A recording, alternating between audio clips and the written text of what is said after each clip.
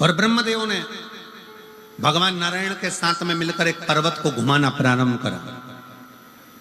पर्वत को घुमाते घुमाते उस पर्वत ने एक लिंग की आकृति उत्पन्न कर ली और वह अग्नि का एक खंभ प्रकट हो गया। जैसे ही लिंग की आकृति प्रकट हुई, भगवान शंकर उस लिंग की आकृति में से प्रकट होकर कहते हैं, ब्रह्मा और विष्णु, तुमने मुझे प्रकट किया है। पूरे ब्रह्मांड में, संसार में, मृत्यु लोक में ब्रह्मा और विष्णु, हे नारायण, हे ब्रह्मा, पूरे ब्रह्मांड में, पूरे मृत्यु लोक में मेरा मूल स्वरूप का पूजन नहीं होगा। जो नारायण और ब्रह्मा तुमने मेरे शिवलिंग को प्रकट करा है, पूरे ब्रह्मांड में बस केवल यही पूजा जाएगा और इसी से जीव अपना फल पाए, इसी से जीव।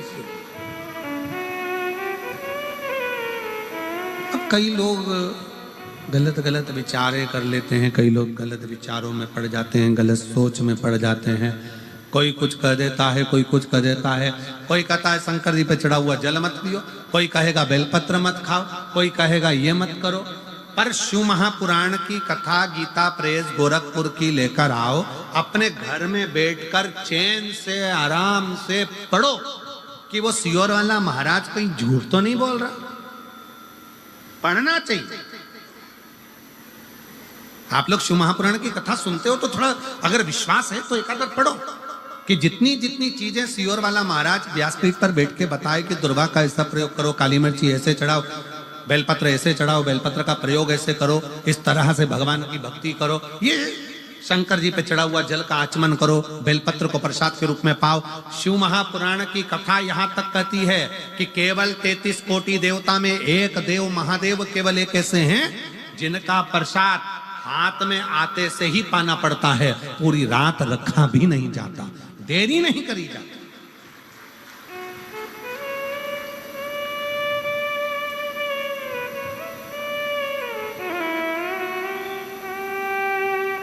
शिव के प्रसाद को केवल ये आप लोग आते हो, बेलपत्र लेते हो, ये 7 दिन की बेलपत्र में जो हम लोग यहाँ बेलपत्र व्यासपीठ से अब तो बहुत कम देना चालू करा। पहले तो बहुत देते थे बेलपत्र, अब तो बिल्कुल ना के बराबर कर दिया, क्योंकि भीड़ ज्यादा हो जाती है, लोग कष्ट भोगते हैं, धक्का धुक्की होती है, ये सब बंद कर दिया।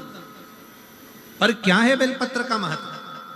कभी शिव महापुराण का कुमार खंड पढ़ेंगे तो उसमें वर्णन मिलेगा कि शिव पोथी की चढ़ी हुई बेलपत्र 6 दिवस तक अगर लगातार कैसा भी शरीर में कष्ट हो उसका निवारण कर ही देता है।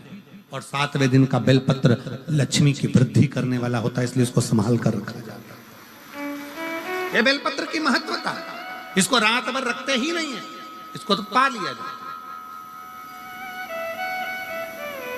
उसको अपने जीवन में उतारा जाए। इस बेलपत्र की महत्वता कुछ जान गया।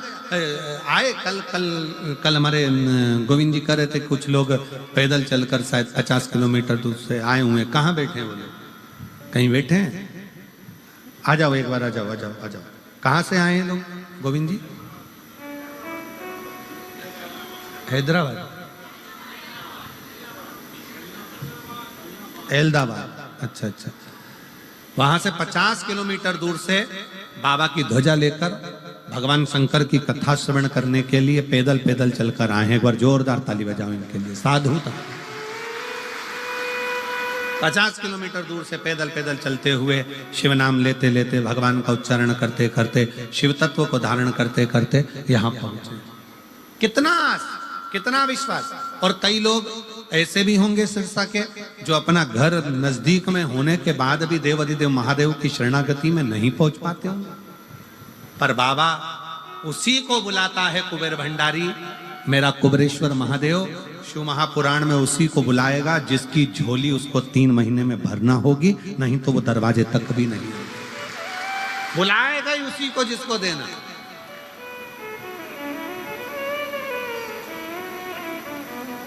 ये लोग भी कहां से आए हैं? ए बाबू, बेटा ध्वजा वाले, आप लोग कहां से आ रहे हैं? आवाज तेज करके बोलो, आवाज तेज करके बोलो। आ जाओ जाओ जाओ। कितना किलोमीटर दूर से आ रहे हैं? 48 किलोमीटर दूर से पैदल चलकर आ रहे हैं शिव महापुराण की कथा सुनने। आ जाओ तो आई ध्वजा ले लो, दे दो। और मेरे भोले तेरा सहारा है, मेरे भोले तेरा सहारा है, मेरी नैया का तो किनारा है, मेरी नैया का तो किनारा है।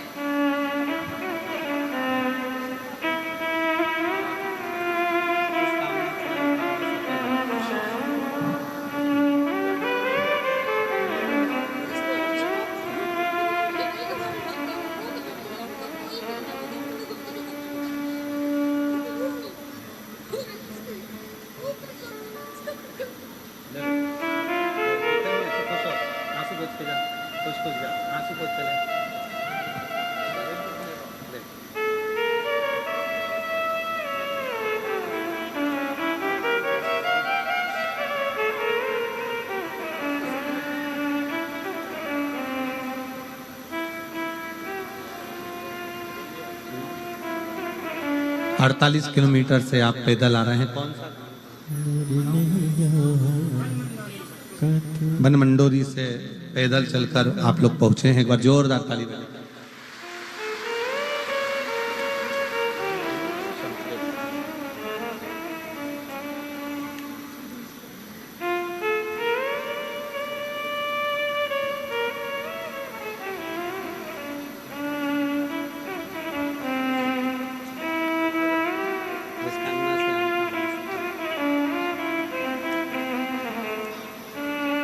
और मेरे भोले तेरा सहारा है, मेरे भोले तेरा सहारा है, मेरी नैया का तू किनारा है, मेरी नैया का तू किनारा है, मेरे बाबा तुझे पुकारा है, मेरे बाबा तुझे पुकारा है, मेरी नैया का तू किनारा है, मेरी नैया का तू किनारा। शिव पर आश्रित हो। ब्रह्मा विष्णु ने जो शिवलिंग उत्पन्न करा, यही संसार में पूज्य हो।